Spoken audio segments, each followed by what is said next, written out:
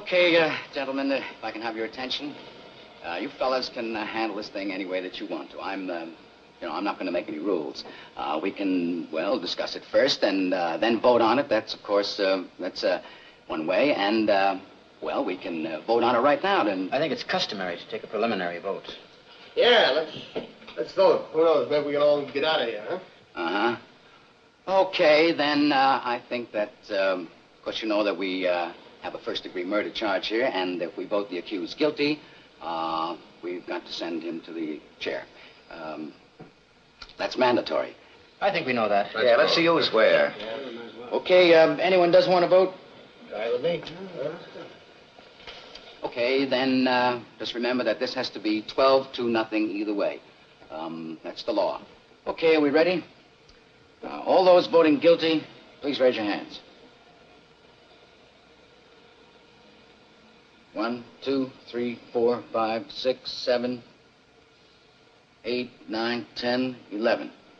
Okay, that's 11 guilty. Those voting not guilty? 1. Right. 11 guilty, 1 not guilty. Well, now we know where we are. Boy, oh boy, there's always one. Oh, what are we doing now? I guess we talk. Boy, oh boy. You really think he's innocent? I don't know. I mean, you sat in court with the rest of us. You heard what we did. The kid's a dangerous killer. You could see it. He's 18 years old. Well, that's old enough. He stabbed his own father 4 inches into the chest. They proved it a dozen different ways in court. Would you like me to list them for you? No. Then what do you want? I just want to talk. Well, what's there to talk about? 11 men in here think he's guilty. No one had to think about it twice except you. I want to ask you something. Do you believe his story? I don't know whether I believe it or not. Maybe I don't. So how come you vote not guilty? Well, there were 11 votes for guilty. It's not easy to raise my hand and send a boy off to die without talking about it first. Well, now, who says it's easy? No one. What, just because I voted fast? I honestly think the guy's guilty. Couldn't change my mind if you talked for 100 years. I'm not trying to change your mind. It's just that we're talking about somebody's life here. We can't decide it in 5 minutes, supposing we're wrong. Supposing we're wrong. Yeah. Supposing this whole building should fall down on my head. You can suppose anything. That's right. Look, what's the difference how long it takes? Suppose we do it in 5 minutes, so what? Let's take an hour. Ball game doesn't start till 8 o'clock.